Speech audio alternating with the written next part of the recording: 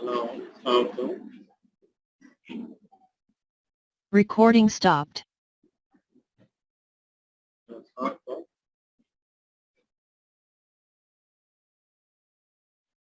শোনা যাচ্ছে আমাকে?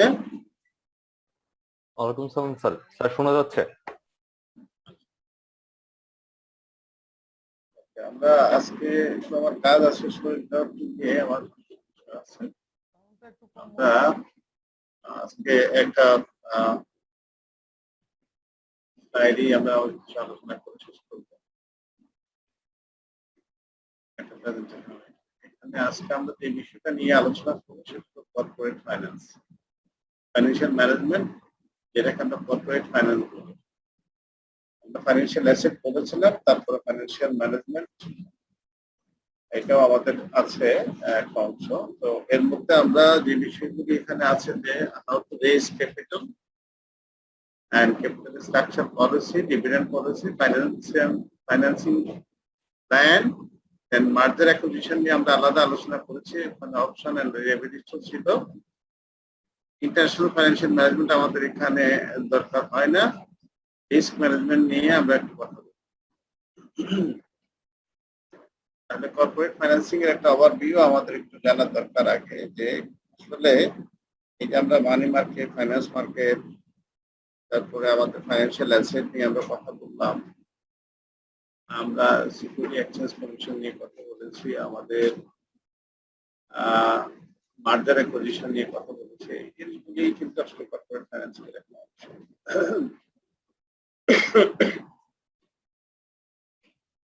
এখন কর্পোরেট ফাইন্যান্সিং বলতে আসলে কর্পোরেট শব্দের অর্থ হলো কোম্পানি। এখানে একটা আমেরিকান কি করে নাকি কর্পোরেট শব্দটাকে তারা ব্যবহার করে আমেরিকা বা ইউরোপ, এবং এটা আমাদের দেশেও এখন অনেকটা কোম্পানি না বলে কর্পোরেট হাউস বলে। বাট আলটিমেটলি অনেকে লেখা লিখিত পরিত এর মধ্যে যাই থাকুক না কেন, রেজিস্ট্রেশনের সময় কোম্পানি লেখে হোল্ডিং কোম্পানি বা অমুক কোম্পানি। একাধিক কোম্পানি আবার একসাথে মিলে কর্পোরেশন হয়, সেটাও ঠিক আছে। আবার একটাও কিন্তু কর্পোরেশন করতে আমরা সরকারি যদি মানে বিসিআইসি কে বলি, স্টিল ইঞ্জিনিয়ারিং কর্পোরেশন বলি, বিজিএমসি বলি, বিজিএমসি বলি, এগুলি corporation, but they are not corporate in the sense that in the commercial concern কোম্পানিগুলি আমরা যেটা ওই কর্পোরেশন এই কর্পোরেট ফাইন্যান্সিং কিন্তু আলাদা। এটা আমরা প্রাইভেট সেক্টরের কথাই বলছি। এখন মূলত কর্পোরেট ফাইন্যান্সিং এর মেইন ইস্যুটা হচ্ছে লং টার্ম ফাইন্যান্সিং। আমরা কিন্তু ওয়ার্কিং ক্যাপিটাল আলোচনা করেছি, সেই জন্য আমরা ওয়ার্কিং ক্যাপিটাল এখানে এক্সপ্লোর করে রাখতে চাচ্ছি। আমরা শুধু কর্পোরেট ফাইন্যান্সিং এর এখানে লং টার্ম সাইড থেকে দেখতে দিচ্ছি, অর্থাৎ overview of the types of long term financing options available to firms, identifying the classes of securities used to raise capital. আমরা কি কি ধরনের ইনস্ট্রুমেন্ট ইউজ করি,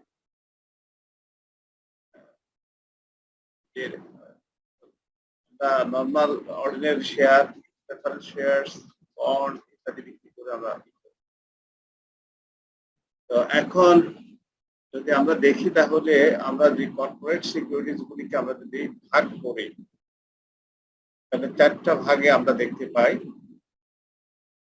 একটা কমন স্টক, যেটা কমন শেয়ার বলি আমরা, একটা হলো প্রেফার্ড স্টক, যেটা আমরা প্রেফারেন্স শেয়ারস বলি, আর হলো কর্পোরেট বন্ড বা কর্পোরেট ডেট।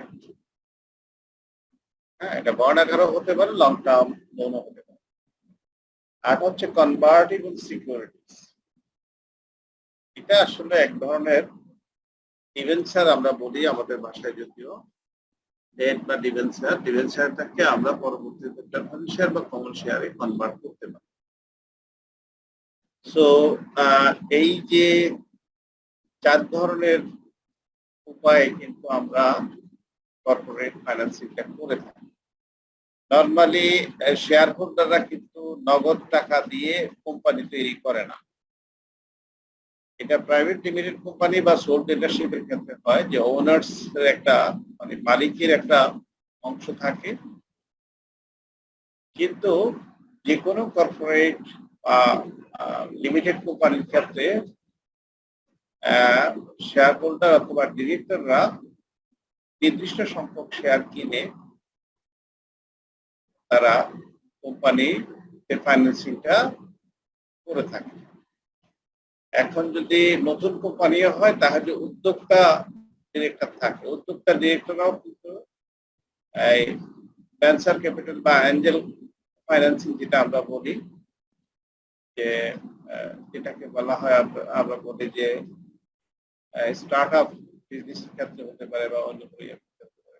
কখনো কখনো যদি এটা কর্পোরেট হয় তাহলে অনেক সময় একেবারে শুরুতেই কিন্তু অনেক কোম্পানি আছে যারা শেয়ার বিক্রি করতে পারে না, তারা স্টক এক্সচেঞ্জ কোম্পানিতে লিস্টেড হতে হয়, হয়ে তারা এটা একটা প্রসপেক্টাস ছাড়ে, তারপরে তারা এই যে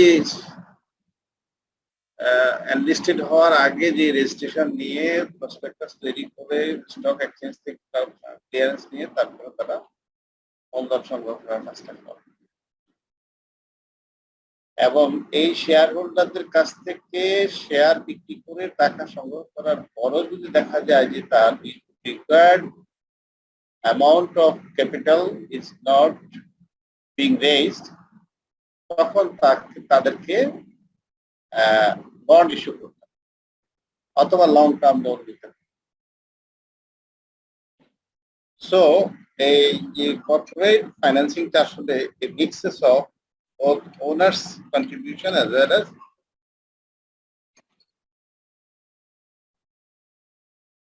lending from the financial institution. এখন ল্যান্ডিংটা অনেক সময়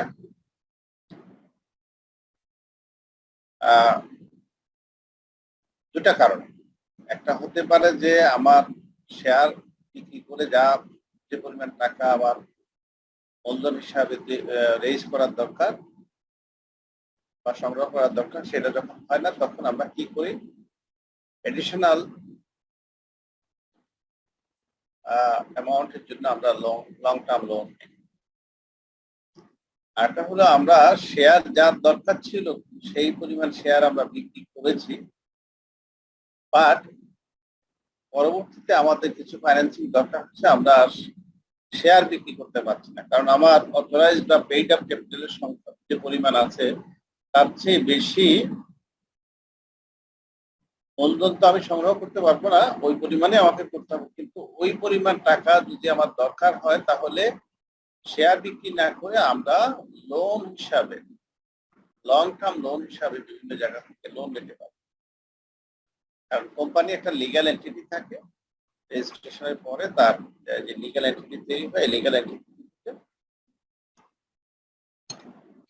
লং টার্ম লোন নিতে পারে।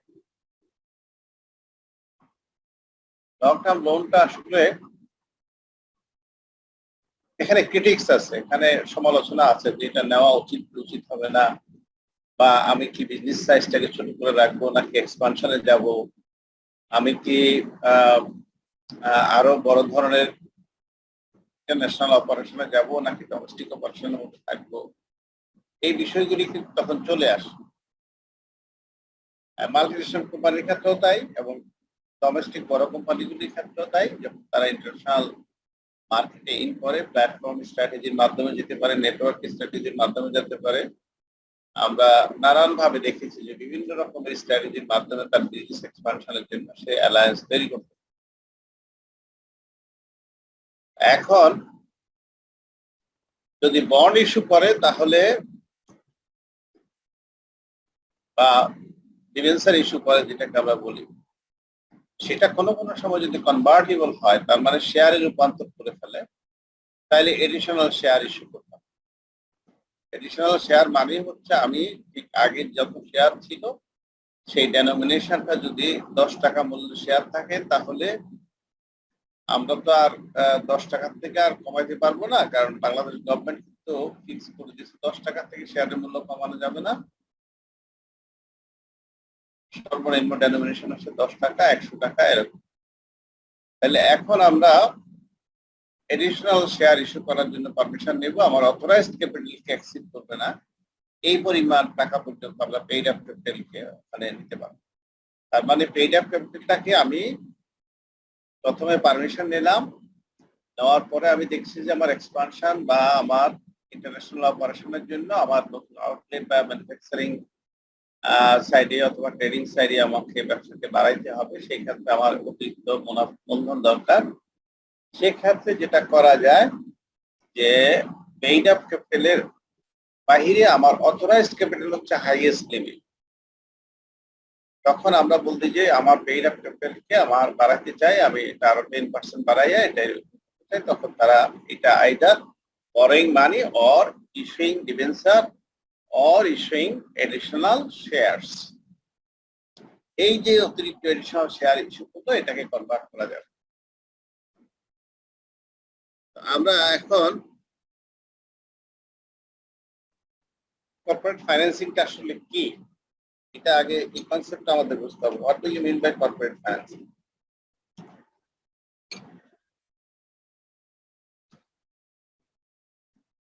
আমরা 4 ধরনের কর্পোরেট ফাইন্যান্সিং এর প্যাটার্ন দেখলাম, কিন্তু কনসেপচুয়ালাইজ করার জন্য আমরা যদি বলি যে হোয়াট ইজ কর্পোরেট ফাইন্যান্সিং, তাহলে আমাদের এই যে এখানে এই কথাগুলো লেখা আছে, the process of determining a firm's mix of long-term financing. Long-term financing মানে আমরা ব্যালেন্স শিট ইকুয়েশন যেটা জানি যে asset is equal to L plus B, A is equal to L plus B, এটা হচ্ছে আমাদের L plus B বা L plus E ও বলা হয় অনেক সময়, B plus E বলে, কেউ L plus E বলে, it's almost same. এখন অ্যাসেট হলো যত অ্যাসেট আছে, asset equal to liability plus equity অথবা প্রপাইটার্স কন্ট্রিবিউশন। এটা হলো fundamental equation of the account. এই ফান্ডামেন্টাল ইকুয়েশনের ভিত্তিতে আমরা বলি যে আমরা অ্যাসেটের এগেইনস্টে আমাদের দুটো বিষয় থাকতে পারে, একটা হলো ওনার্স কন্ট্রিবিউশন বা ওনার্স ইকুইটি, আর একটা হতে পারে liability, long-term liability. তাহলে mix of long term financing, এই মিক্সের মধ্যে দুইটা জিনিস, একটা হলো ওনার্স আর একটা হলো ডেট, ঋণ।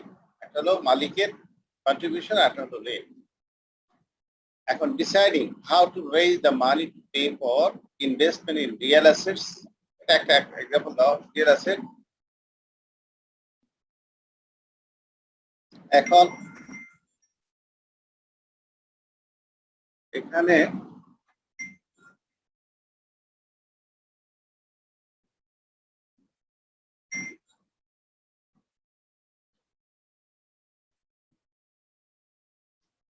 হ্যালো, হ্যাঁ আমি একটু ক্লাস নিচ্ছি, আমি পরে কথা বলবো, আপনাকে পরে লিঙ্ক দেবো। হ্যাঁ,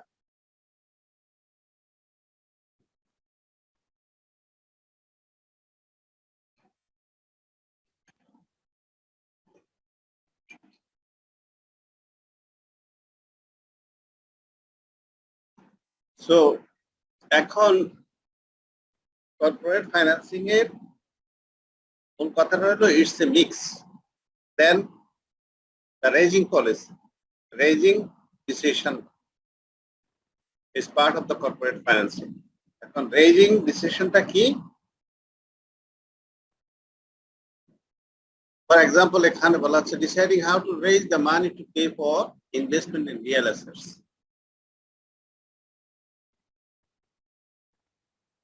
এখন আমরা অনেক সময় রিয়েল অ্যাসেট বলতে আমরা ল্যান্ড বুঝি।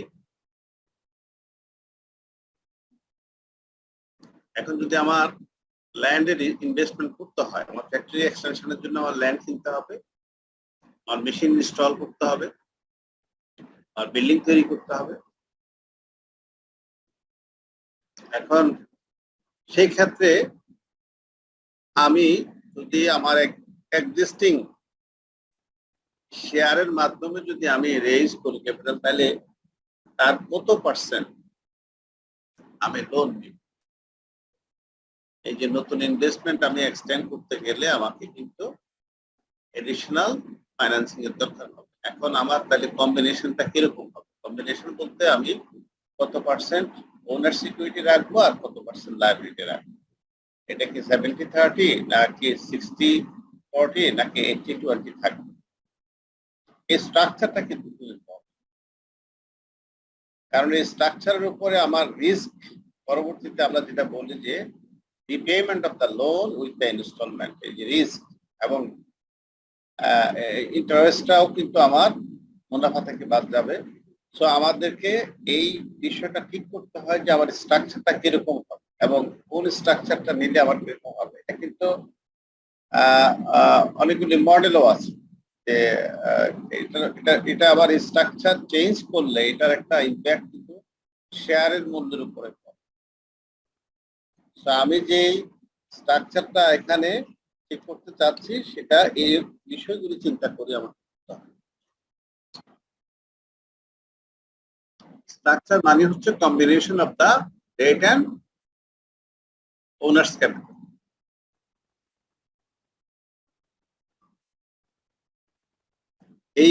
এই কথাটাই লাস্ট কথা বলা হচ্ছে যে recall that the capital structure of a firm is the mix of debt and equity it maintains. এখন স্ট্রাকচার মানে হলো কাঠামো, কাঠামোর মধ্যে হলো অংশ, কত অংশ আমি লোন নিব, কত অংশ আমার ওনার সিকিউরিটি থাকবে।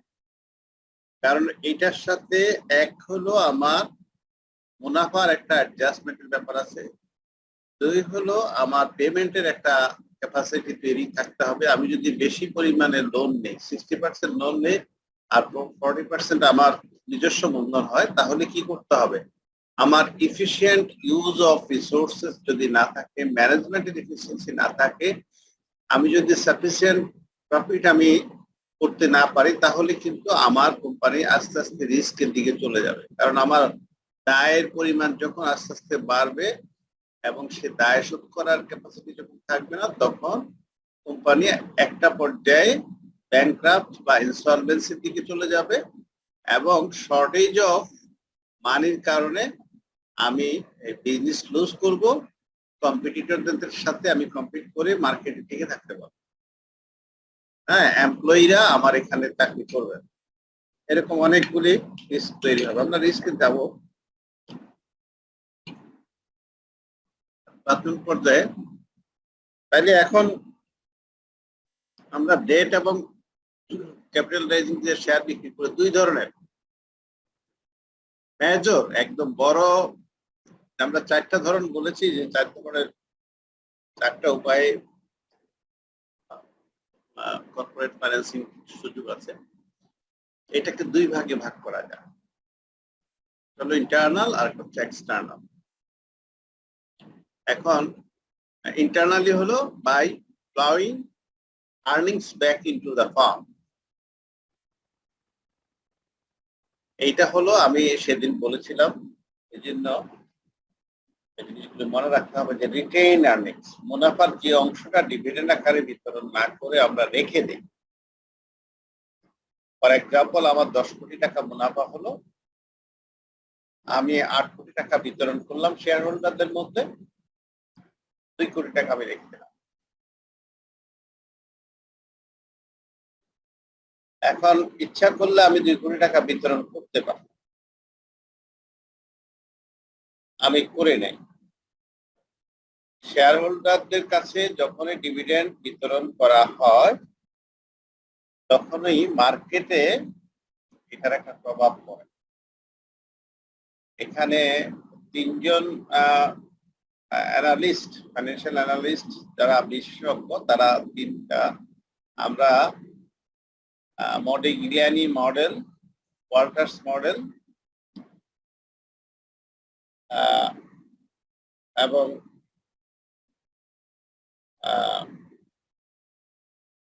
কি জানি, যে 3টা মডেল আমরা করে দেখেছি যে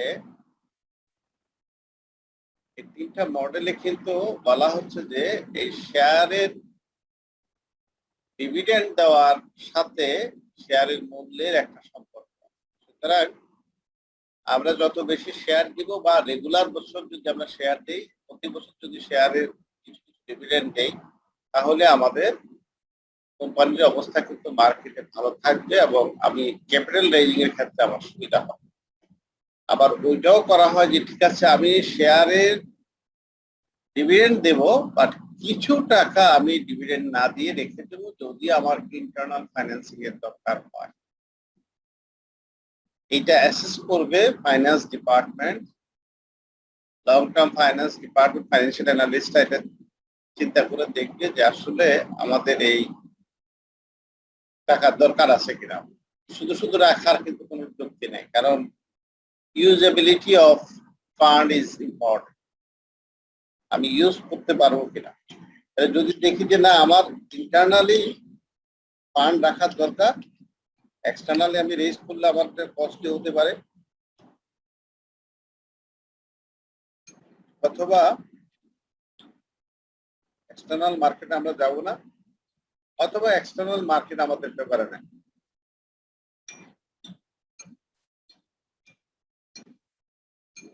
এখন যাওয়া না যাওয়াটা কিন্তু ম্যানেজমেন্টের দৃষ্টিভঙ্গির উপর নির্ভর করে, বাট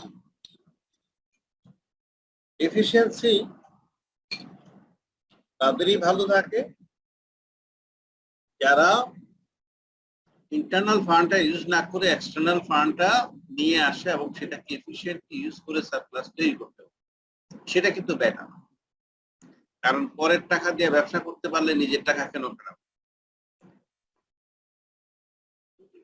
অনেক সময় এই এফিসিয়েন্সির জন্য যে পরিমাণ ট্রেনিং বা রিসোর্স, হিউম্যান রিসোর্স যে কন্ট্রিবিউশন থাকার দরকার, একটা টিম বেসড অর্গানাইজেশন বা যেই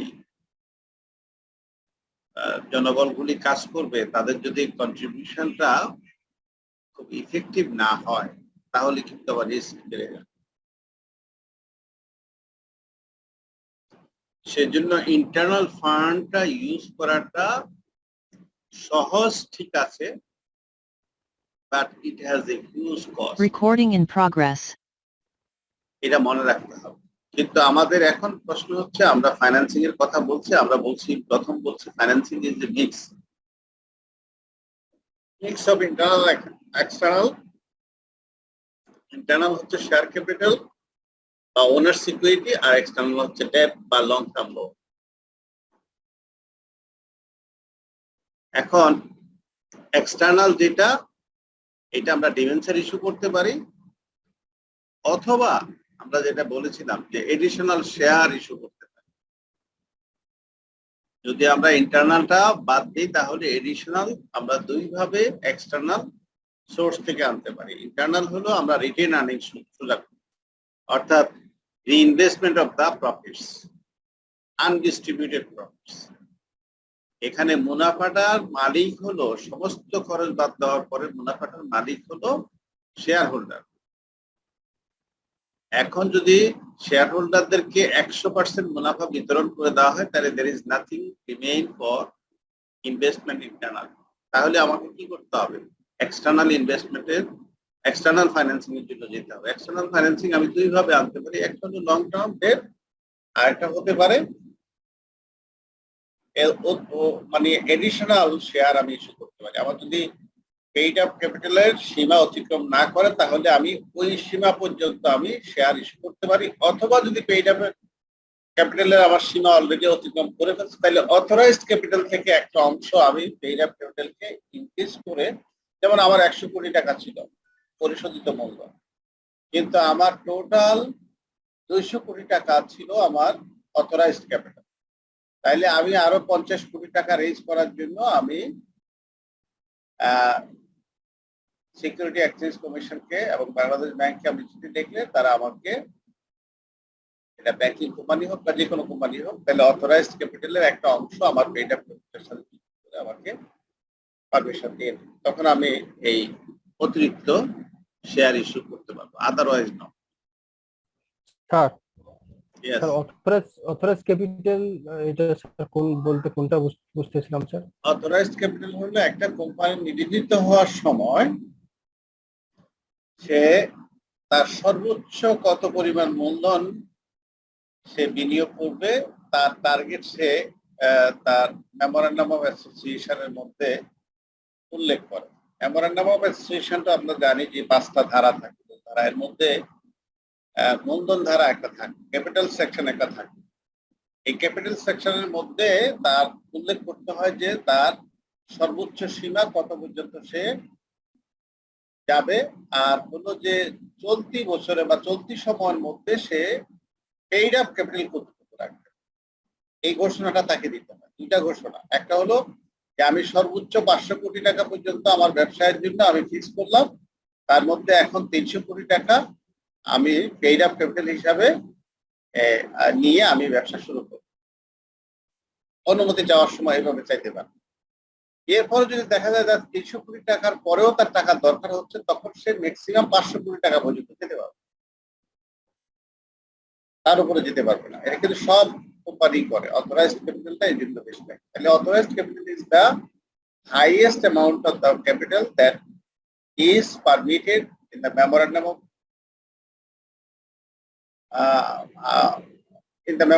of companies having permission from the legal authority, competent legal authority. এটা জয়েন্ট স্টক কোম্পানি হতে পারে, বাংলাদেশ ব্যাংক হতে পারে, তারপরে স্টক এক্সচেঞ্জ হতে পারে, বিভিন্ন জায়গা থেকে তাদের পারমিশন দিতে হবে। তাহলে authorised capital is the highest limit, আর paid up capital limit is the within the authorised capital, not exceeding authorised capital.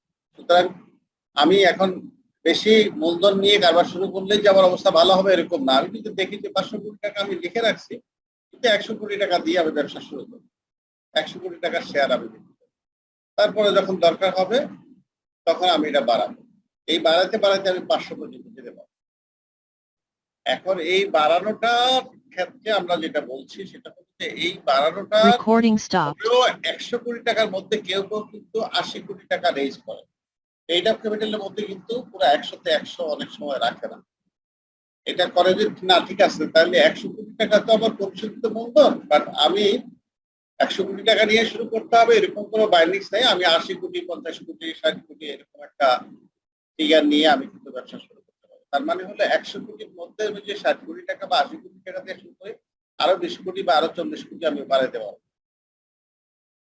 হ্যাঁ, অথবা যদি আমি, কারণ শেয়ারের সংখ্যা যত বাড়বে আমার কিন্তু পার শেয়ারের আর্নিং পার শেয়ার কিন্তু কমে যাবে। কারণ হলো আমার যদি 100 কোটি টাকা মুনাফা হয়, আর যদি আবার 10,000 শেয়ার থাকে, তাহলে 10,000 শেয়ার দিয়ে ভাগ করলে নিশ্চয়ই আমার মুনাফা যা হবে, যদি 5,000 শেয়ার হয় তাহলে এই 100 কোটিকে ভাগ দিলে আমার প্রতি শেয়ারের বাবদ মুনাফাটা আমার বেশি আসবে। সুতরাং এটাও একটা বিষয়। সেই জন্য অনেক সময় কোম্পানি ইচ্ছা করলেই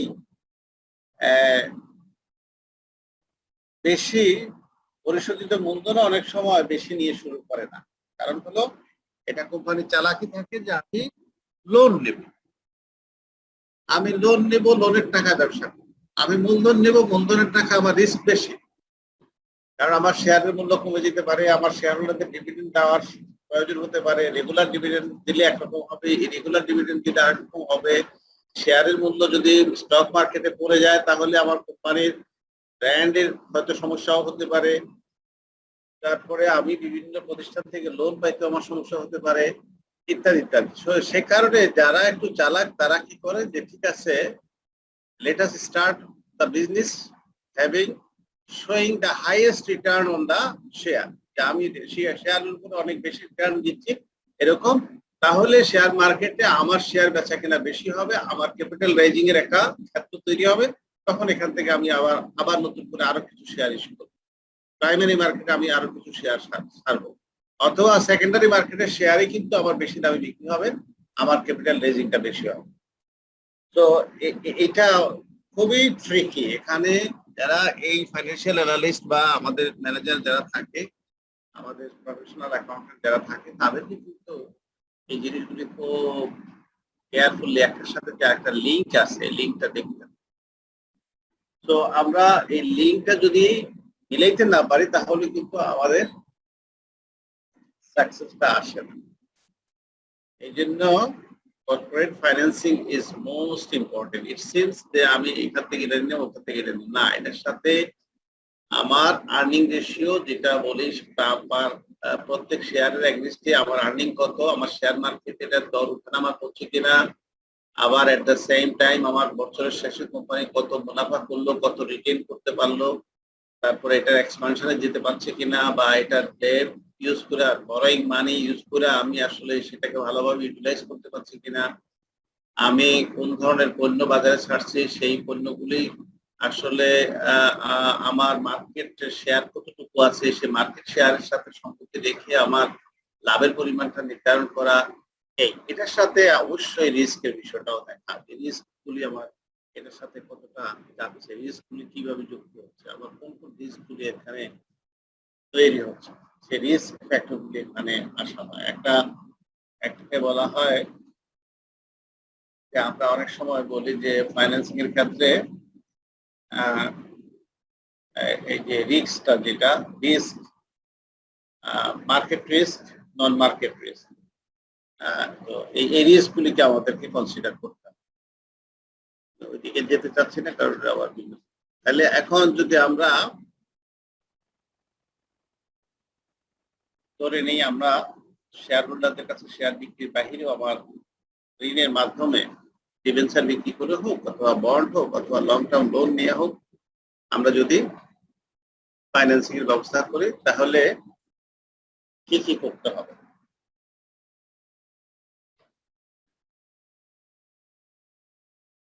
ডেট ফাইন্যান্সিং এর ক্ষেত্রে কি কি বিষয় জড়িত? প্রথম হলো মাস্ট বি রিপেইড অর রিফাইন্যান্সড। সেকেন্ড হলো রিকোয়ার্স রেগুলার ইন্টারেস্ট পেমেন্ট, এটা ইন্টারেস্ট ডিডাক্টিবল। এই জন্য অনেকে আবার এই সুযোগটাও নেয়, এটাও বলে রাখি যে যদি আমি একেবারে পুরো নিজের টাকায় বাড়ি করি তাহলে কিন্তু আমি যখন হোল্ডিং ট্যাক্স দেব অথবা ইনকাম ট্যাক্স দেব তখন কিন্তু আমি কোনো রিমিট পাবো না। আর যদি আমি ঋণ দেখায়া দিই, আমার টাকা আছে, নিজের টাকা দিয়ে ইচ্ছা করলে বাড়ি করতে পারি, করি না, অথবা লোন নেই, লোন নিলে হয় কি আমি এই ইনকাম ট্যাক্সে আমি কম দিতে পারি, অনেক সুবিধা পাই, হোল্ডিং ট্যাক্সও আমি সুবিধা পাই। তো এই যে কোম্পানির ক্ষেত্রে তাই, কোম্পানি যদি পুরোটাই নিজস্ব মূলধন দেয় তাহলে কিন্তু তার মুনাফা থেকে সে কিন্তু ট্যাক্স এক্সেম্পশন কোনোটা পায় না। যদি ঋণ নেয় তাহলে ঋণের উপরে যে ইন্টারেস্ট দিতে হয় সে ইন্টারেস্ট ইন্টারেস্টের একটা পার্সেন্টেজ সে ট্যাক্স এক্সেম্পশন হিসাবে পেয়ে থাকে। অর্থাৎ তার ফর এক্সাম্পল তার 100 কোটি টাকা লোন, 50 কোটি টাকা লোন নিল, তার ইন্টারেস্ট আসলো ধরে নিলাম 1 কোটি টাকা। এখন এই যখন তার প্রফিট থেকে ট্যাক্স বাদ দেওয়া হবে তখন এই 1 কোটি টাকা বাদ দিয়ে বা বাকি মুনাফার উপরে তারা ট্যাক্স বসাবে। তার মানে হলো যে সে ট্যাক্স ডিডাকশনের একটা সুযোগ পাচ্ছে। কিন্তু এটাও মনে রাখতে হবে যে এই যে ট্যাক্সের সুবিধার জন্যই নেব এরকম না, এটাকে ইউটিলাইজ করতে হবে, এটাকে রিপেমেন্ট করতে হবে। আচ্ছা, তারপরে হচ্ছে debt holders have limited or no control over the corporation. যাদের কাছ থেকে আমরা লোন নিই, যদি ডিবেঞ্চার হয়, ডিবেঞ্চার হয় কি, ডিবেঞ্চারটা হলো যে এটা শেয়ারের মতোই but it is not share. এটা হলো আমরা ডিবেঞ্চার ইস্যু করি, হয়তো 50 জন 100 বা 200 বা 300 লোককে ডিবেঞ্চার কিনে, অর্থাৎ তারা রেগুলার রেট অফ ইন্টারেস্ট প্রত্যেক বছর তারা কোম্পানির লাভ হোক আর লোকসান হোক তাদেরকে ইন্টারেস্ট দিতেই হবে। সুতরাং তাদেরও কিন্তু এক ধরনের কন্ট্রোল কখনো কখনো কোম্পানির উপরে থাকে, সেটা লিমিটেড থাকে তার ডিবেঞ্চারের শর্তের দ্বারা। আবার কখনো কখনো কোনো কন্ট্রোলও হতে থাকে না, তারা শুধুমাত্র তাদের যত টাকা লোন তারা দিবে বা তারা যতগুলো ডিবেঞ্চার কিনবে যত টাকা, সেটা 2 লাখ টাকার ডিবেঞ্চার কিনে 10% যদি হয় তাহলে 20,000 টাকা সে পাবে। That's all, that is his limit, there is no control over। কিন্তু যদি এরকম হয় কনভার্টেবল ডিবেঞ্চার হয় তাহলে কিন্তু তার একটা কন্ট্রোল কোম্পানির উপর থাকে। সুতরাং কোম্পানি ইচ্ছা করলেই যখন খুশি তখন অন্য জায়গা থেকে লোনও নিতে পারে না, শেয়ারও ইস্যু করতে পারে না, মুনাফাও বিতরণ করতে পারে না। এই সমস্ত ক্ষেত্রে তখন তারা কন্ট্রোল ইম্পোজ করে, তারা ইন্টারফেয়ার করে। তারপরে হচ্ছে debt allows leverage of corporate profits.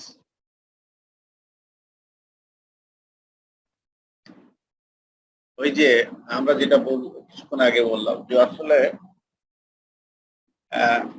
ঋণ নিলে আমি যেরকম ট্যাক্স সুবিধা পাই,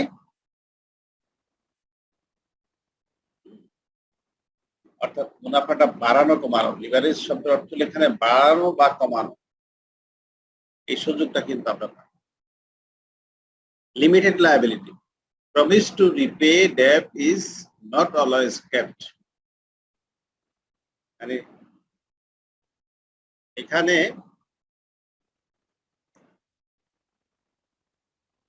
আমাকে অবশ্যই যে ঋণটা নিতে হবে এটা ডিবেঞ্চার মাধ্যমে হোক লং টার্ম মাধ্যমে হোক, আমাকে ডিবেঞ্চারের একটা মেয়াদ থাকে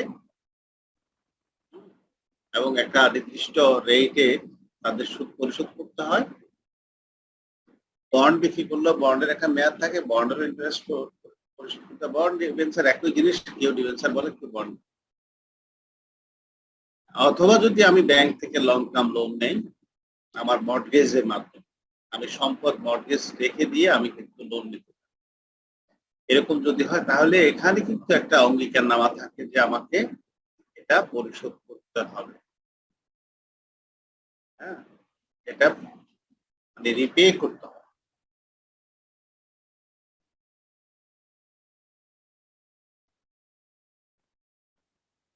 তো লিমিটেড লায়াবিলিটির ক্ষেত্রে এই অবস্থা। তারপরে হলো equity.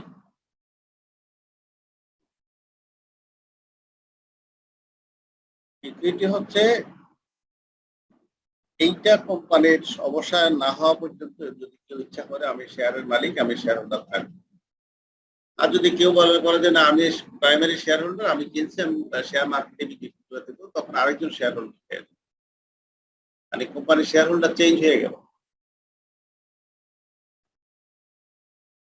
What is the message is that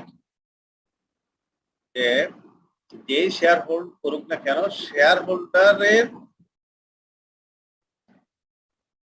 সত্যটা অবসান ততক্ষণ পর্যন্ত হবে না যতক্ষণ পর্যন্ত কোম্পানি এলাইভ থাকবে, জীবিত থাকবে, কোম্পানি চলতে থাকবে, কোম্পানির কার্যক্রম ফাংশনাল থাকবে, কোম্পানির কার্যক্রম চলমান থাকবে। Usually no payments required. কারণ কোনো কারণে, যদি ইউজুয়ালি শব্দটা এই কারণে ব্যবহার করছে যে কোম্পানি কখনো কখনো ইচ্ছা করলে এইড অফ ক্যাপিটালটাকে রিডিউস করতে পারে। ঠিক আছে, আমি 100 কোটি টাকা নিয়ে ব্যবসা শুরু করছি, এর মধ্যে আমার 40% হচ্ছে আমার ডেট আর 60% হচ্ছে আমার শেয়ার ক্যাপিটাল। কিন্তু যেহেতু আমার ডেটের কারণে আমি কিছু সুবিধা পাচ্ছি, আবার অসুবিধাও আছে, আমাকে পরিশোধ করতে হয়। আবার আমাকে সবসময় যে ট্যাক্সের সুবিধা পাবো এরকম না, সরকারের এটা নির্ভর করে সরকারের ফিসক্যাল পলিসির উপরে যে ট্যাক্স বেনিফিট দিবে এবং কোন কোন কোম্পানির ক্ষেত্রে দিবে, কোন কোন কোম্পানির ক্ষেত্রে দিবে। এক্সপোর্ট ওরিয়েন্টেড কোম্পানি হলে একরকম হবে, তারপরে ইম্পোর্টেড কোম্পানি হলে একরকম হবে, back to back LC company হলে একরকম হবে, ডোমেস্টিক কোম্পানি হলে একরকম হবে। এইটা আমি ওই দিকে যাই না কি কারণে, কারণ এই ট্যাক্স ডিডাকশনটা কিন্তু based on the nature of the business and the decision of the government policy in terms of the fiscal standing. Physical standing কিরকম হবে সেটার উপর। সো ইউজুয়ালি বলা হয় যে আমরা শেয়ারের মূল্য পরিশোধ করে কাউকে বিদায় করে দিই না, যে আমি শেয়ার হোল্ডার আছি 5টা শেয়ার, আমি যে বললাম যে আমি তোমার কোম্পানির আর শেয়ার হোল্ডার থাকবো না, আমি 5টা কোম্পানির আমার টাকা দিয়ে দাও, আমি চলে যাবো। নো, তোমার দরকার হলে তুমি স্টক এক্সচেঞ্জে গিয়ে বিক্রি করে দাও, there will be another share holder.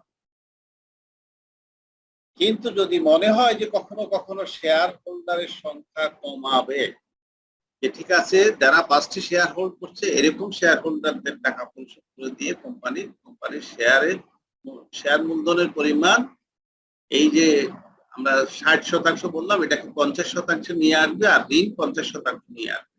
তার মানে টোটাল মূলধনটাকে 100 কোটি টাকা রাখতে গেলে 50% লোন আর 50% শেয়ার হোল্ডার। তার মানে 60 থেকে আমি লোনের দিকে 10% দিয়ে দিব, আর 60 থেকে এখানে 50-এ নিয়ে আসবো। তাহলে 50-এ নিয়ে আসতে হলে আমার কিছু শেয়ার হোল্ডারকে আমার রিডিউস করতে হবে, রিপারচেজ বলে এটা।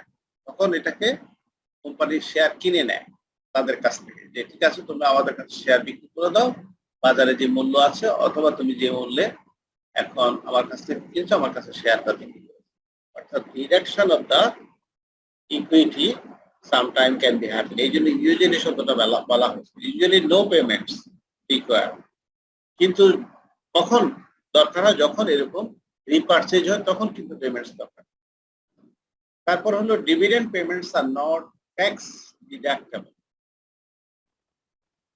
আমাদের দেশে অবশ্য ডিভিডেন্ডের উপরে একটা পার্সেন্টেজ বলছে যে কেউ যদি কোম্পানি থেকে এত টাকা পর্যন্ত ডিভিডেন্ড পায় তাহলে তার ট্যাক্স দিতে হবে না, তার চেয়ে বেশি পেলে আবার দিতে হবে। যার কারণে অনেক ব্যবসায়ী কোটিপতি মানে আমরা ইলেকশনে যারা দাঁড়ায় তাদের প্রোফাইল দেখে বুঝি যে শেয়ার মার্কেটে তার এত টাকা বিনিয়োগ করা আছে। উদ্দেশ্যটা এখানে যে অন্য জায়গায় সে ইনভেস্টমেন্ট করলে তো তার ট্যাক্স কেটে নেয়, তারপর কোটি টাকা যদি তার ব্যাংকেও রাখে তাও সেখানে কিন্তু অনেক টাকা কেটে, কয়েক লক্ষ টাকা কেটে নিয়ে যায়। তার ওই যে যদি 10 কোটি বা 100 কোটি টাকা রাখে তাহলে অনেক লক্ষাধিক কয়েক লক্ষ টাকা কেটে নিয়ে যায় ইন্টারেস্ট থেকে ইনকাম ট্যাক্স হিসাবে, আর তাকে ইনকাম ট্যাক্স রিটার্নে দেখাইতে হয়, পরে সেখান থেকেও তার ইনকাম ট্যাক্স দিতে হবে। কিন্তু ডিভিডেন্ড পেমেন্টের ক্ষেত্রে সরকার এই স্টক মার্কেটকে বুস্ট আপ করার জন্য, চাঙ্গা করার জন্য, অথবা এটা গতি আনার জন্য বলে যে ঠিক আছে ডিভিডেন্ড যারা পাবে তাদের কোনো ট্যাক্স দিতে হবে। এই সুযোগটা কিন্তু কয়েকবারে সরকার দিয়েছে।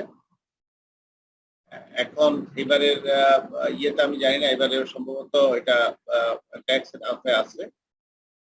তো কত পার্সেন্ট বা কত টাকা পর্যন্ত লাভ ডিভিডেন্ড পাইলে দিতে হবে না সেটা করা আছে। তার নর্মালি এই সুযোগটা কিন্তু এখনো আছে, এটা হয়তো পরিমাণে কত সেটা আমাদের জেনে নিতে হবে। এটা কিন্তু ম্যাক্সিমাম সময়ে ছিল আমাদের এই গত প্রায় কয়েক দশকের মধ্যেই কিন্তু আমাদের এই ডিভিডেন্ডের উপর কোনো ট্যাক্স দিতে হয়। পার্সোনাল ইনকামের মধ্যে আসুক অথবা তার ইনভেস্টমেন্ট ইনকামের মধ্যে আসুক অথবা যেখান থেকে আসুক, এই ট্যাক্সটা দিতে হয়। ট্যাক্স অ্যাভয়েডেন্স এবং ট্যাক্স ইভেশনের যে কৌশল, অ্যাভয়েডেন্সটা তো হলো যে অ্যাভয়েড করার একটা সুযোগ সে নেয়, ইভেশনটা তো হলো ডাকাতি, আর অ্যাভয়েডটা হলো লিগালি সে কিভাবে না দিয়া ছাড়তে পারে এই টাকাটা নিজের পকেটে, অর্থাৎ তার টাকা আছে আরো অনেক টাকার মালিক হয়ে যায়। যাই হোক, এই জন্য অনেকেই কিন্তু শেয়ার কিনে অনেক বড় বড় ব্যবসায়ীরা বা শিল্পপতিরা অথবা যারা নির্বাচন করেন তাদের অনেক টাকা ছাড়া তো নির্বাচন হয় নাই আগে। তো টাকাওয়ালারা এখনো আবার অনেক সময় এটা সুবিধা আছে যে শেয়ার মার্কেটে ওই যে বলছে যে শেয়ার মার্কেটে যদি ইনভেস্টমেন্ট করে তাহলে কোথা থেকে টাকা আসছে হবে না, অর্থাৎ কালো টাকাটাকে সাদা করার জন্য কিন্তু অনেকে সুযোগ নেয়। So dividend payments are not taxable, tax deductible. Shareholders share control of the company. Equity ক্ষেত্রে ইকুইটি হোল্ডার বা শেয়ার হোল্ডাররা কোম্পানির এজিএম হয়, তারপরে স্পেশাল ইজিএম হয়, স্পেশাল জেনারেল মিটিং হতে পারে, অ্যানুয়াল জেনারেল মিটিং হতে পারে। এই সমস্ত মিটিং গুলিতে কোম্পানির ডাইরেক্টরদেরকে রিটার্ন করে ম্যানেজমেন্টের ইভ্যালুয়েশনটা হয়, অ্যানুয়াল রিপোর্টটা সেখানে পড়ে শোনানো হয়, কোম্পানির পুরা বিস্তারিত তথ্য সেই সভায় উপস্থাপন করা। Shareholders are in corporation profit, এবং শেয়ার হোল্ডারদের মুনাফার মালিক না, কিন্তু শেয়ার হোল্ডার, কিন্তু কোম্পানি মালিক না, মালিকটা হলো শেয়ার হোল্ডার। তাহলে এই 5টা জিনিস হচ্ছে ইকুইটি হোল্ডারের ক্ষেত্রে। আর এখানে আমরা 5টা জিনিস বললাম, ডেপ্টের ক্ষেত্রে, ফাইন্যান্সিং এর ক্ষেত্রে এই 2টা জিনিস ডেট আর ইকুইটি।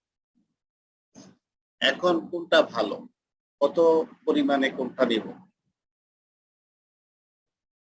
তার আগে আমরা দেখব যে ডেটের সোর্স গুলি কি, অর্থাৎ লোন কোন কোন সোর্স থেকে আমরা নিতে পারি। একটা হলো ব্যাংক লোন, সিম্পলি ব্যাংক থেকে আমরা মর্টগেজ দিয়ে লোন নিতে পারি। আর হলো কমার্শিয়াল পেপার বিক্রি করে আমরা আনতে পারি, আমরা কর্পোরেট বন্ড বিক্রি করতে পারি, আমরা ডিবেঞ্চার ইস্যু করতে পারি। আর ইকুইটি আমরা দুইভাবে করতে পারি, কমন স্টক এবং প্রেফার্ড স্টক, অর্থাৎ কমন শেয়ার এবং প্রেফারেন্স শেয়ার।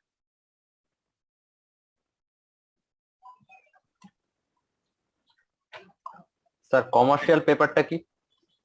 আচ্ছা, কমার্শিয়াল পেপারটা হলো এইটা, ইয়েস, আমি অবশ্য পরে আসতাম, নিয়ে আলোচনা করে নেই। কমার্শিয়াল পেপারটা হচ্ছে it's a kind of promissory note,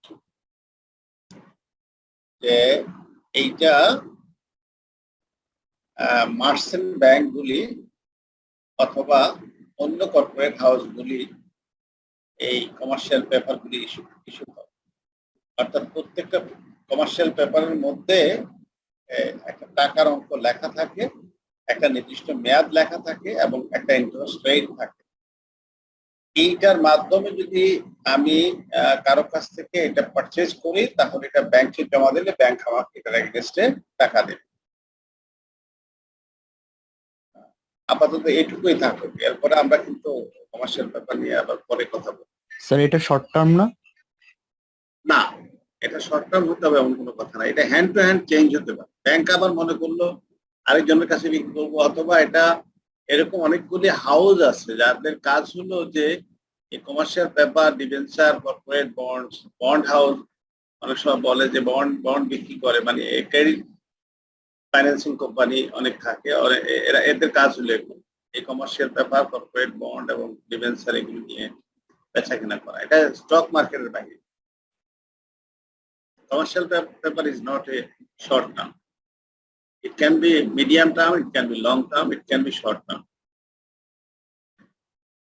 এখন টার্মিনোলজি আমরা ডিভিডেন্ড বলতে বুঝি কি, ডিভিডেন্ড বলতে কি বুঝি, এটা তো আমরা বললাম যে ডিভিডেন্ড হচ্ছে সোজা কথা return on capital of corporation paid by company to shareholders in either cash or stock. এটা আসলে পার্ট অফ দ্য প্রফিটস, মুনাফার একটা অংশ, যেটা শেয়ার হোল্ডারদের কাছে ক্যাশে অথবা এডিশনাল স্টক দিয়ে, এটাকে অনেক সময় বোনাস শেয়ার বলে, হ্যাঁ, সেটার মাধ্যমে এটা ইস্যু করা হয়। যদি ওই যে লিকুইডিটির সমস্যা থাকে,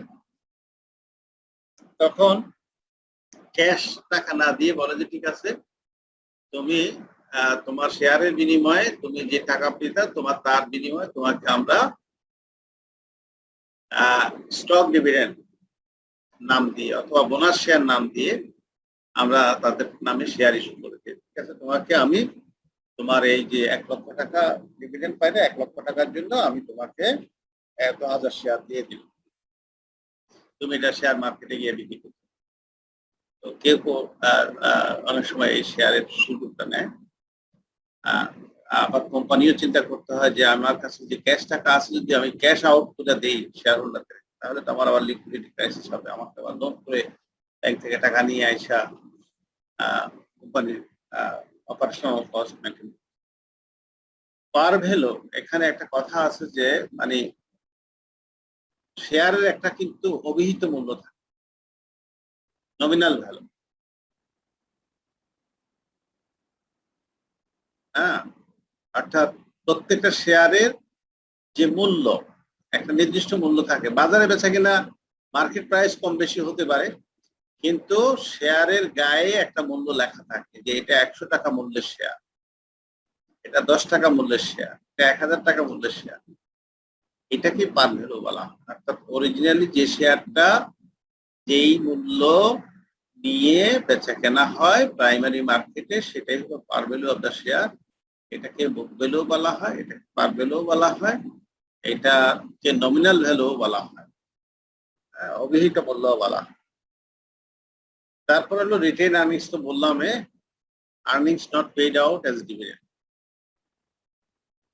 আর কমন স্টক, প্রেফার্ড স্টক, এগুলি আমাদের বলা হয়ে গেছে। কমন স্টকের চরিত্র কি, এগুলি আমরা এখানে একটা কথা আছে, এডিশনাল পেইড ইন ক্যাপিটাল। এই কথাটা একটু মনে রাখতে হবে, the difference between the issue price and the par value of stock, যেটাকে আমরা অনেক সময় প্রিমিয়াম বলি, এটাকে এডিশনাল পেইড ইন ক্যাপিটাল বলা হয়। এগুলি অ্যাকাউন্টিং এর সময় আপনারা পাবেন, এটা আমি বলছি।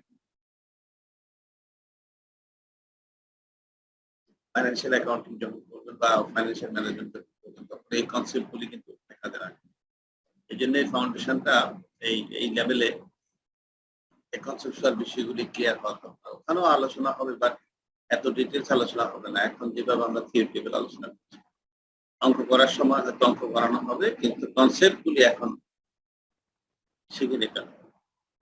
So additional paid in capital মানে হচ্ছে আমি যেই মূল্য আছে শেয়ারের, অর্থাৎ পার ভ্যালু শেয়ার যেটা, এইটার চেয়ে অতিরিক্ত যেই টাকাটা দেই, that is additional paid in capital. এটাকে আমরা প্রিমিয়াম বলে থাকি। অনেক সময় ডিসকাউন্টও বিক্রি হয়, অনেক সময় যেহেতু বুক ভ্যালু এবং মার্কেট ভ্যালু, এটাও আমাদের একটু জানার দরকার আছে। Book value is a backward looking measures. It tells you how much capital the firm raised from its shareholders in the past. যেটা আমি বললাম যে প্রাইমারি মার্কেটে কত পরিমাণ টাকা শেয়ারহোল্ডারদের কাছ থেকে নিল। আর market value is forward looking. Market value মানে সেকেন্ডারি মার্কেটে স্টক এক্সচেঞ্জে ইয়েটা ঢুকে গেল, শেয়ারটা বেচা কেনা শুরু হয়ে গেল। হ্যাঁ, এখন এইটা অনেক কিছুর উপরে নির্ভর করে যে আসলে মার্কেট ভ্যালুটা উঠানামাটা যেটা আমরা যেটা বললাম, যে মার্কেট ভ্যালুটার উপরে, ডিভিডেন্ডের উপরে মার্কেট ভ্যালুটা অনেক সময় নির্ভর করে। অনেক সময় কোম্পানির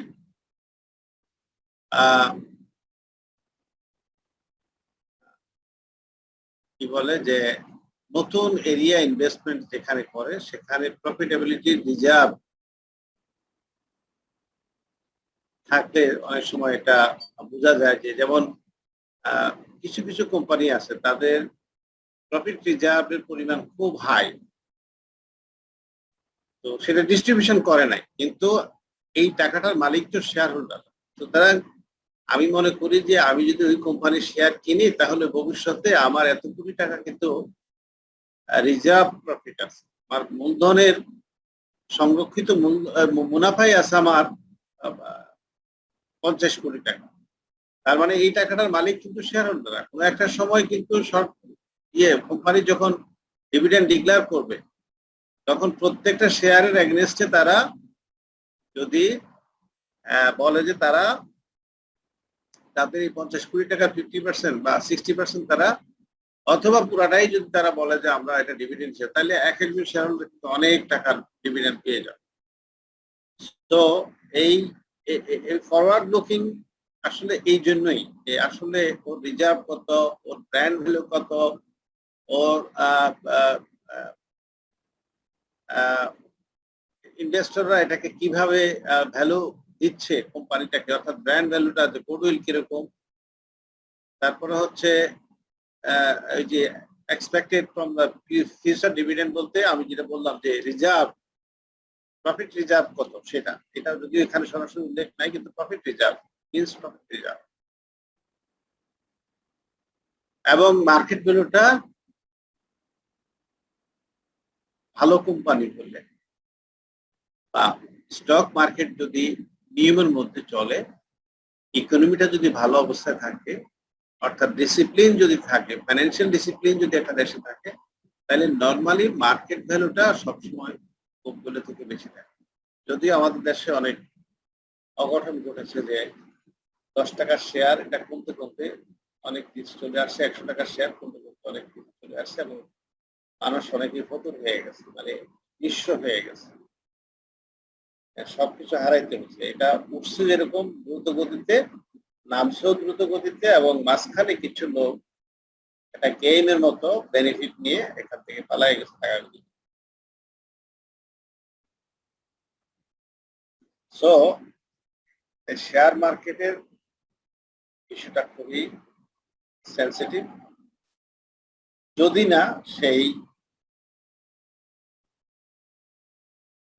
মার্কেট সুনিয়ন্ত্রিত না থাকে, অথবা এই মার্কেটটা যদি এখন আসলে সুনিয়ন্ত্রিত বা স্বনিয়ন্ত্রিত, অথবা market financial discipline of the country, এগুলি আসলে অনেক কিছুর উপর নির্ভর করে। এখানে রাজনৈতিক বিষয় আছে, এখানে যারা ইথিক্যাল স্ট্যান্ডার্ড যে সমস্ত ইনভেস্টররা আছে, কোম্পানি আছে, তারপরে যারা রেগুলেটরি বডি আছে, তাদের বিষয়গুলি অনেকটাই বড়। তারা যদি ঠিক না থাকে তাহলে কিন্তু 12টা বেজে যায়, এবং তখন কিন্তু আর মানুষ বুঝে উঠতে পারে না কি করবে। কারণ একটা বিশাল হাজার হাজার কোটি টাকার কিন্তু ব্যবসা প্রতিদিন শেয়ার মার্কেটে, হাজার হাজার কোটি টাকার শেয়ার বেচা কেনা হয়। এবং কোনো কোনো দিন এরকমও গেছে 100 টাকার শেয়ার 10,000 টাকা দামে বিক্রি হয়েছে। সুতরাং যে 50,000 শেয়ার রাখছে সে 5 কোটি টাকার মালিক হয়ে গেছে রাতারাতি। তারা যদি এরকম কেউ একটা সিন্ডিকেশনের মতো থাকে যে আমরা এরকম শেয়ার মার্কেটে উঠাইয়া দাম উঠাই দিব, বেচা কেনা হবে, এরপরে হঠাৎ করে আমরা শেয়ারগুলি বিক্রি করে দিয়ে বাস টাকাগুলি ভাইয়া বলবো, তখন কি হবে? কিছু কিছু হাউস কিন্তু একদম শেষ হয়ে যাবে। এরকম হয়েছে, অনেকেই ছোটখাটো ইনভেস্টররা তো হয়েছেই, মাঝারি ধরনের বড় ধরনের ইনভেস্টররা হচ্ছে যারা ওই সিন্ডিকেশন করছে। So book value is most important.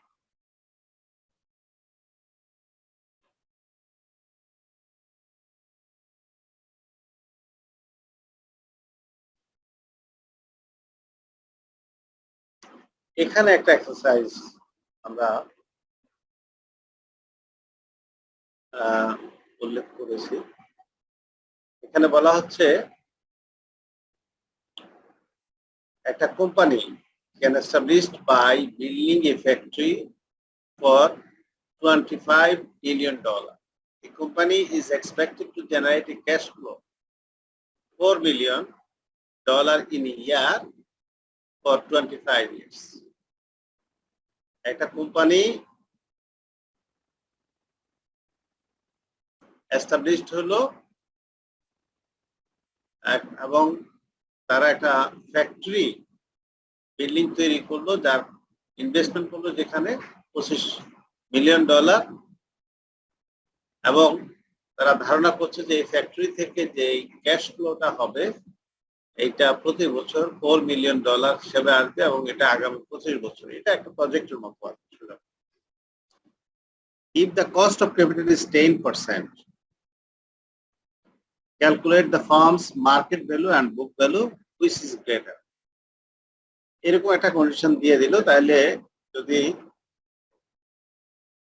মানে কস্ট অফ ক্যাপিটাল হচ্ছে এখানে যে টাকাটা ইনভেস্টমেন্ট করেছে, আইদার এটা লোন অথবা শেয়ার, এটা কস্ট হচ্ছে 10%, অর্থাৎ এটা দিয়ে দিতে হবে যার কাছ থেকে, এটা শেয়ার হোল্ডারদের কাছ থেকে হোক অথবা ব্যাংকের লোন।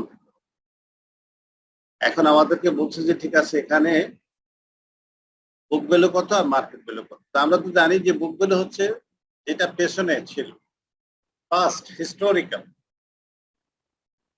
25 মিলিয়ন, এটা তো সোজা হিসাব, কারণ সে প্রথমে যখন ফ্যাক্টরি বিল্ডিংটা করছে তখন তার খরচে হয়েছে 25 কোটি টাকা, সেটাই, there is no change. You cannot say that it was 20 crores. কারণ অ্যাকচুয়ালি বুক ভ্যালু হলো যেটা আমি তখন অ্যাকচুয়াল কস্ট আমি অ্যাকাউন্টস এর বইতে, বুকস অফ অ্যাকাউন্টস এর মধ্যে আমি এন্ট্রি করেছি, সেটাই বুক ভ্যালু, এবং সেটাই আমাকে এখানে বুক ভ্যালু হিসেবে ডিক্লেয়ার করতে। তাহলে আমার বুক ভ্যালু হলো 25 মিলিয়ন। আর মার্কেট ভ্যালু কি হলো? Market value of the farm is 36 million. এটা কিভাবে হলো? এখানে হলো value of the 25 years annuity for 4 million at 10%। এখন অ্যানুইটি টেবিল থেকে যদি আমি 10% 25 years এ এই 25 কোটি টাকার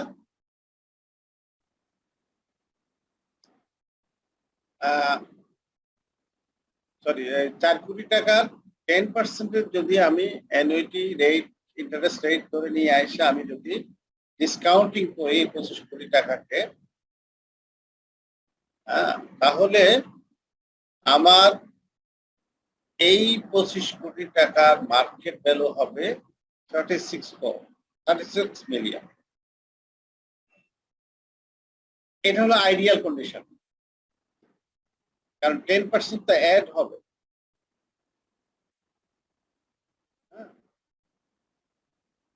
তাহলে 10% অ্যাড হয়ে আলটিমেটলি 25 কোটি টাকা রিচ করবে। যদি এটা আমার ঋণ হয় তাহলে ঋণ হলে আমার 37 কোটি টাকা পরিশোধ করতে হবে, আর যদি আমার নিজস্ব হয় তাহলে this market price will be the benefit of the company, and even এটা লোন হলেও বেনিফিট হবে এই কারণে যে আমি ভ্যালু ক্রিয়েশন করতে পারলাম, মার্কেট ভ্যালুটা আমার অ্যাড হলো। সো এখানে এই যে 36 মিলিয়ন কিভাবে হলো সেটা অ্যানুইটি টেবিল থেকে আমরা, এটা এখানে আসলে আমাদের অঙ্ক ক্যালকুলেশন করার দরকার নেই, জাস্ট উদাহরণের জন্য আমরা বললাম যে অ্যানুইটি টেবিলের একটা ফর্মুলা আছে, সে ফর্মুলা দিয়ে আমরা যদি বসাই, অর্থাৎ একদিকে ইয়ার দেওয়া আছে আর একদিকে পার্সেন্টেজ দেওয়া আছে, 25 বছরের এগেইনস্টে আমরা যদি 4 ইয়ার্সের যে ফ্যাক্টরটা আছে ডিসকাউন্টিং ফ্যাক্টর, সেটা নিয়ে আসা যদি আমরা 25 কে গুণ করি তাহলে আমাদের 1 পয়েন্ট বা 2 পয়েন্ট সামথিং থাকবে। এটা দিয়ে গুণ করলে 1 পয়েন্ট সামথিং, নিশ্চয়ই যত বড় ইয়ার বেশি হবে তত কম হবে, বা পয়েন্ট সামথিং হবে, সেটা অ্যাড করলে 25 এর সাথে, তাহলে এটা মার্কেট ভ্যালু হবে। তাহলে 25 প্লাস মার্কেট ভ্যালু হলো 25 প্লাস, এই প্লাসটা হলো আমার ওই যে অ্যানুইটি টেবিল থেকে আমার ডিসকাউন্টিং ফ্যাক্টর নিয়ে আসা 25 ইয়ার্স, যদি আমি এটা অ্যাড করে দিই তাহলে it will be greater than the book value.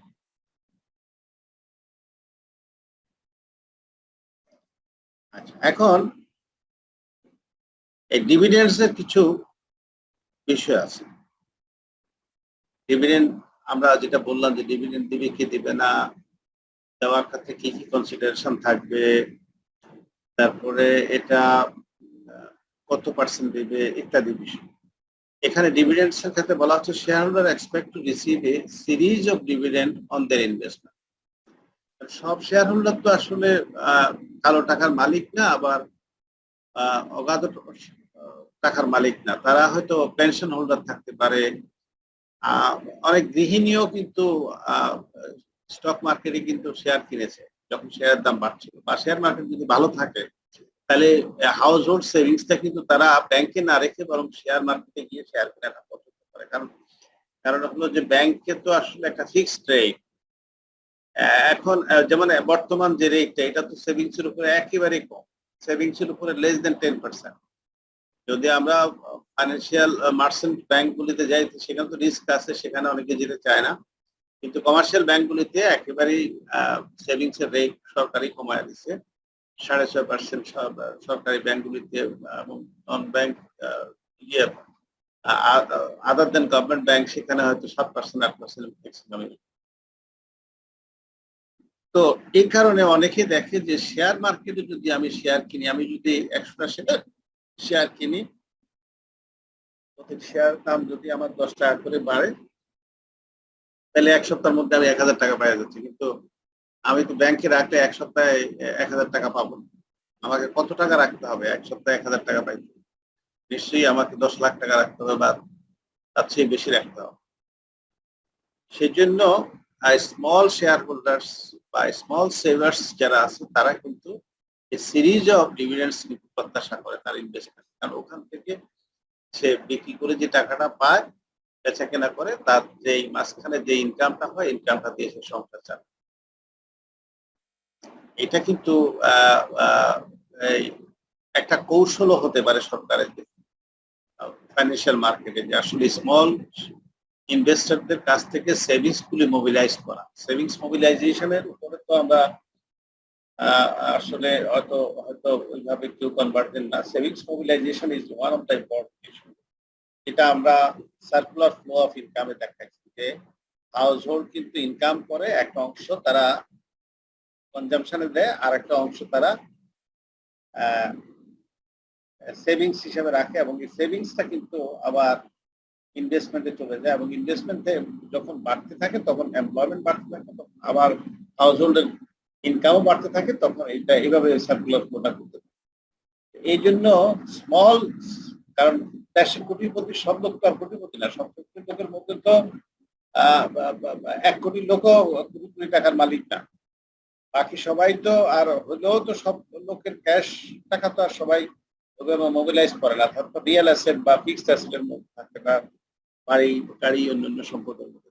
সুতরাং যারা চাকরি করে সরকারি বেসরকারি, তারা হয়তো বেতনের একটা অংশ সেভিংস করে রাখে, তারা ব্যাংকে যখন দেখে যে তার যে পরিমাণ ইনকাম হয় এটা দিয়ে সংসার চলে না, তখন তারা শেয়ার মার্কেটে।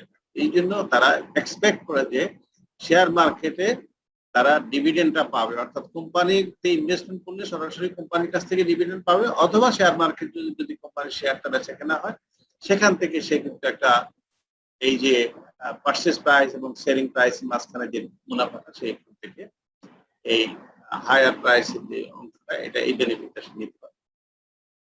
তবে যদি পরিস্থিতি ভালো থাকে, তাহলে কোম্পানি যদি বছর বছর আমাকে দেয়, 6 মাস অন্তর দিতে পারে বা বছরের পরেও দিতে পারে, আমাকে যদি সেখান থেকে ডিভিডেন্ড দেয়, দ্যাটস গুড।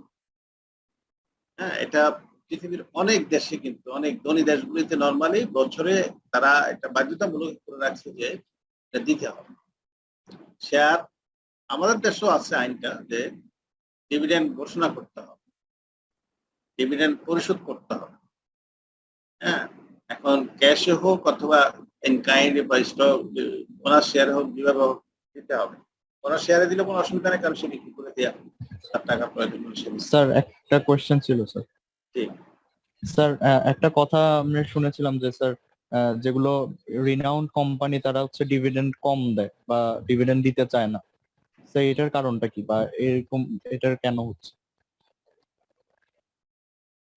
এইটা আমি জানি না, আপনি কোন রিনাউন্ড কোম্পানি কোন একটা স্পেসিফিক এক্সাম্পল দিলে আমি বলতে পারতাম।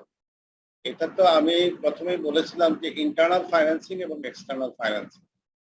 যখন দেখা যাচ্ছে যে এক্সটার্নাল ফাইন্যান্সিংটা কস্টলি হয়ে যায়, এবং এক্সটার্নাল ফাইন্যান্সিং নিয়ে যদি ইউটিলাইজ করার সক্ষমতা না থাকে, তাহলে লোন নেওয়াটা যদি কস্টলি হয়, অথবা লোন নেওয়া যদি এফিশিয়েন্ট ইউজ না করতে পারে, তখন তারা কি করে, একটা প্রফিট রিজার্ভ তৈরি করে।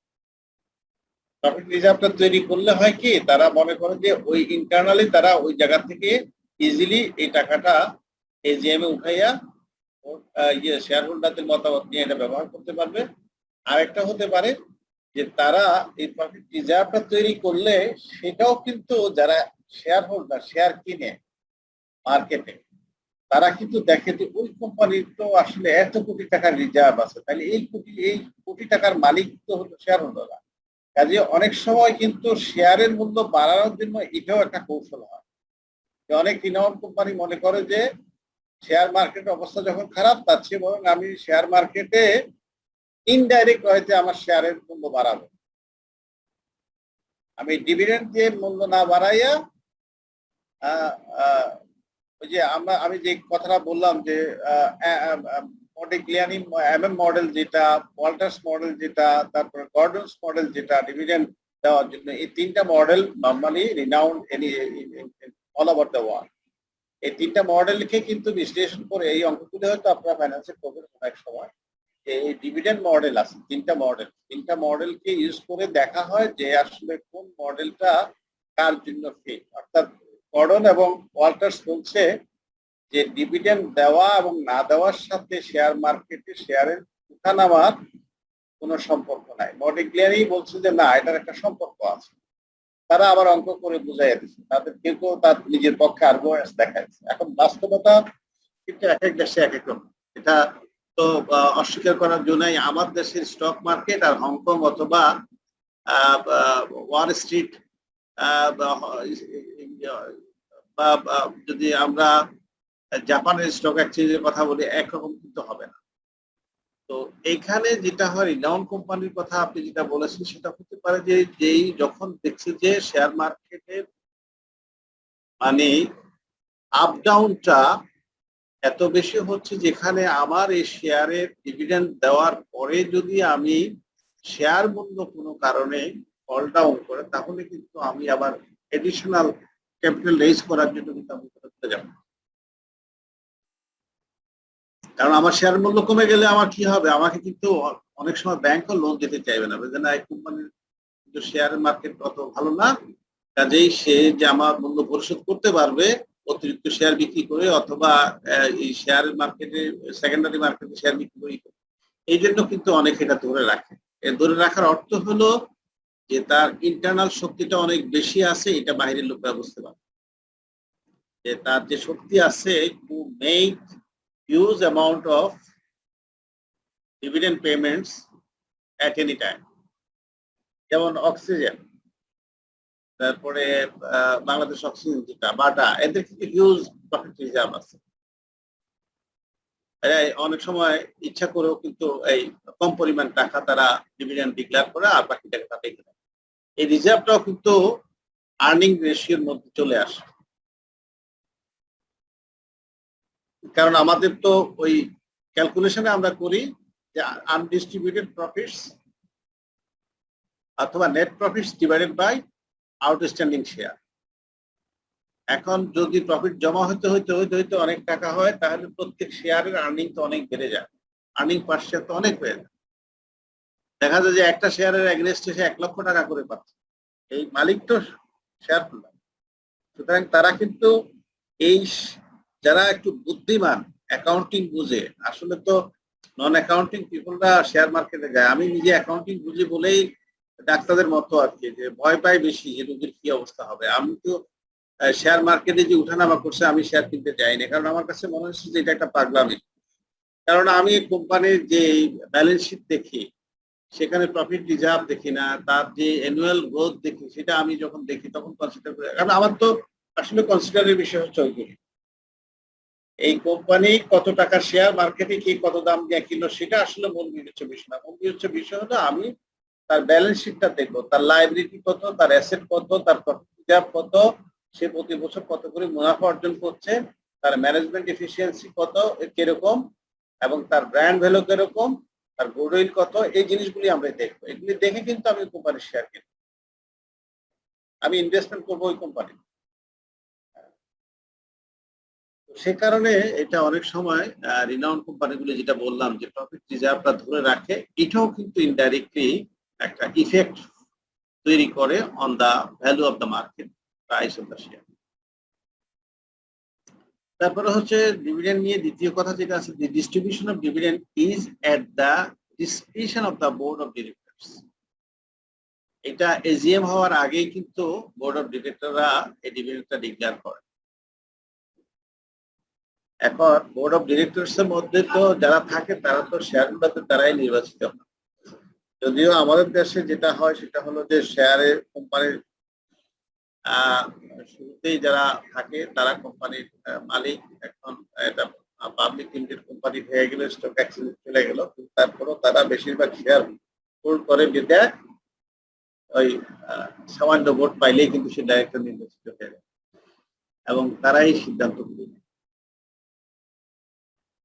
বোর্ড অফ ডিরেক্টরস কিন্তু ফাইন্যান্সিয়াল ইয়ারের শেষে দিকে নর্মালি জুন ক্লোজিং হোক আর ডিসেম্বর ক্লোজিং হোক, তার আগেই তারা কিন্তু ডিভিডেন্ড ডিক্লেয়ার একটা টাইম থাকে এবং ডিভিডেন্ড ডিক্লেয়ার করে তারপরে এটা আবার ক্লোজিং ডেট থাকে ইত্যাদি ইত্যাদি বিষয়। এগুলিতে আমরা এখন যাচ্ছি না, এগুলি প্রত্যেকটা স্টেজ পার হয়ে তারপরে এটা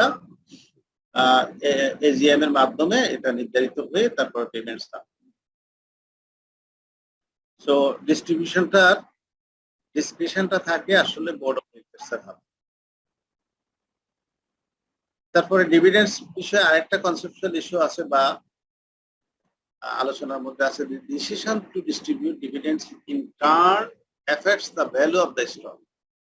এই যেটা আমি বললাম যে গর্ডনস বা ওয়াল্টার অথবা মডিগ্লিয়ানি তারা তিনজনে যেই কথা বলেছে, এখানে কিন্তু অঙ্ক করেও তারা দেখাচ্ছে যে ডিভিডেন্ড দেওয়ার সাথে কিন্তু একটা পজিটিভ রিলেশনশিপ বা কোরিলেশন আছে। দেওয়াটা কিন্তু কম পরিমাণে দেয় আর বেশি পরিমাণে দেয়, কিন্তু দেওয়ার সাথে একটা সম্পর্ক আছে। তারপরে হচ্ছে not considered in business expenses and therefore not tax deductible. এটা অনেক দেশেই, আমাদের দেশও আছে, বাট নর্মালি যে দেশগুলিতে কোম্পানিগুলির অবস্থা ভালো করার দরকার, ইনভেস্টমেন্টটাকে বুস্ট আপ করার দরকার, ডোমেস্টিক ইনভেস্টমেন্টটাকে জিডিপি রেশিওর সাথে মিলাইয়া বা আমাদের যেরকম বেসরকারি ইপিজেড করা হচ্ছে অন্যান্য অঞ্চলগুলিতে ইন্ডাস্ট্রিয়াল জোনগুলিতে যে সমস্ত ইনভেস্টাররা যাতে যেতে পারে তারা যাতে শেয়ার মার্কেট ঢুকতে পারে এবং শেয়ার মার্কেটে যাতে করে কালো টাকা সাদা টাকা সব টাকা ঢুকতে পারে, সেই জন্য এই সুযোগটা কিন্তু এখনো আছে এবং ট্যাক্স ডিডাকশনের সুযোগটা কিন্তু অনেকে নিচ্ছে এবং এটা ডিভিডেন্ড আকারে দিলে এটা বিজনেস এক্সপেন্স যেহেতু হয় না, এইটা ট্যাক্স ডিডাকশন হয় না। শেয়ার হোল্ডাররা কি কি রাইট হোল্ড করে এটা আমাদের অত দরকার নাই, আর ভোটিং প্রসিডিউর এগুলিও অত ইয়ে নেই। ক্লাসেস অফ কমন স্টক, এখানে এটারও অত আমাদের দরকার নাই। গভর্নেন্স, কর্পোরেট গভর্নেন্সটা খুব ইম্পর্টেন্ট। এই কর্পোরেট গভর্নেন্সটা এটা আসলে আমাদের দেশে যে কথাগুলি এতক্ষণ বলছিলাম যে কর্পোরেট গভর্নেন্স বলতে প্রত্যেকটা কোম্পানির কিন্তু একটা ম্যানেজমেন্ট থাকে, বোর্ড অফ ডিরেক্টরস থাকে, শেয়ার হোল্ডার থাকে। তাইলে এই স্টেক হোল্ডার কিন্তু শুধু একটা গ্রুপ না, এখানে স্টেক হোল্ডার কিন্তু অনেকে, যারা লোন দিচ্ছে, যারা শেয়ার কিনছে, যারা বোর্ড অফ ডিরেক্টর আসছে, যারা স্টক এক্সচেঞ্জের মালিক, যারা জয়েন্ট স্টক কোম্পানি, এরকম অনেক সরকার রেগুলেটরি বডি অনেকেই কিন্তু কোম্পানির স্টেক হোল্ডার। সবাই মিলেই কিন্তু এই টোটাল এনভায়রনমেন্টটাকে নার্সিং করে। কেউ নেগেটিভ রোল প্লে করলে কিন্তু সমস্যা হয়ে যায়। সবাই কিন্তু নার্সিং করতে যাতে একটা ডিসিপ্লিন বজায় থাকে। তো যদিও বলা হয় এখানে একটা কথা বলা হচ্ছে, all the share holders own the company, share holder আসলে মালিক হচ্ছে company, they usually do not manage it. তারা আসলে তো সরাসরি ম্যানেজ করে না। কোনো শেয়ার হোল্ডার কি যায় বলে যে এমডি সাহেব আপনার তো আমি নিয়োগ দিচ্ছি, মানে তার এজিএম এ ডিসিশন হয়ে যাওয়ার পরে আর তার কোনো ক্ষমতা থাকে না। তার মানে হলো তাদের এই ক্ষমতাটা হস্তান্তর করে। হ্যাঁ, মানে এখানে এটার অর্থ হলো যে ওনারশিপের এবং এন্টিটির যে কন্ট্রোলটা এটা কিন্তু আলাদা করে রাখে, লিগ্যাল এন্টিটি। তারপর হচ্ছে separation of ownership and control often leads to principal agent problems.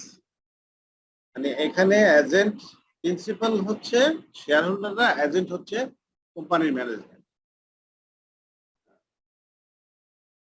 যেটাকে অনেক সময় এজেন্সি ডিলেমা বলি আমরা। যে আসলে এই যে ওনার যারা থাকে তারা অনেক সময় তাদের কোনো ক্ষমতা থাকে না ম্যানেজমেন্টের উপরে। ম্যানেজমেন্ট অনেক সময় managing director, board of directors যারা হয় তাদের সাথে মিটিং এ বসে সিদ্ধান্তগুলি নেয়, অডিটরকে নিয়োগ করবে, কি করবে।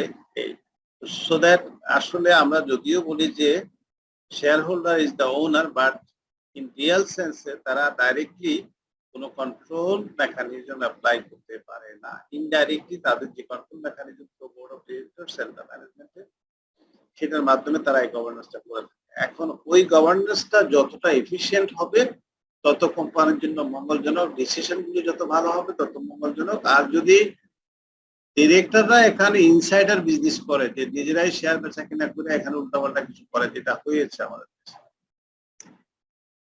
তাহলে কিন্তু সমস্যা আছে। এই জন্য বলা হয় প্রিন্সিপাল এজেন্ট প্রবলেম। এটা কি? এটা হলো difficulty arise when a principal hires an agent and the interest of the agent diverge, বিচ্যুত হয়ে যায় from the principals। হ্যাঁ, যিনি মুখ্য ব্যক্তি তার কাছ থেকে যখন আসলে এজেন্ট ডাইভার্ট হয়ে যায়, বিচ্যুত হয়ে যায়, সে তার জায়গায় থাকে না, তার আর প্রিন্সিপালের মানে হচ্ছে মালিকের পক্ষে যখন কাজ করে। তো এইটা অনেক সময় মানে অ্যাসিমেট্রিক ইনফরমেশন, অনেক সময় যে সিমেট্রিক ইনফরমেশন যেটা সত্য, যে অনেক সময় ভুল তথ্যের কারণেও কিন্তু এই প্রবলেমটা তৈরি হতে পারে। এখানে বলা হচ্ছে যে কিভাবে এই প্রিন্সিপাল এজেন্টের সমস্যাটা সমাধান করা হবে। আমাদের টাইম যেহেতু নাই, আমি যাচ্ছি, এগুলো আপনারা একটু দেখে নেবেন। আর প্রেফার্ড স্টক নিয়ে তো আমরা কথা বলেছি, ট্যাক্স কনসিডারেশনের এখানে একটা এক্সাম্পল দেওয়া আছে। আর কর্পোরেট ডেট আসলে এটা কঠিন কিছু না, এটা সোজা বিষয়। এটা আছে বন্ড রেটিং নিয়ে আমরা পরে হয়তো কথা বলবো। তো আমার মনে হয় এইটা নিয়ে আমরা একটু বন্ড রেটিং থেকে শুরু করে বাকি অংশ কিন্তু আমরা পরে আরেকটা ক্লাসে কথা বলবো।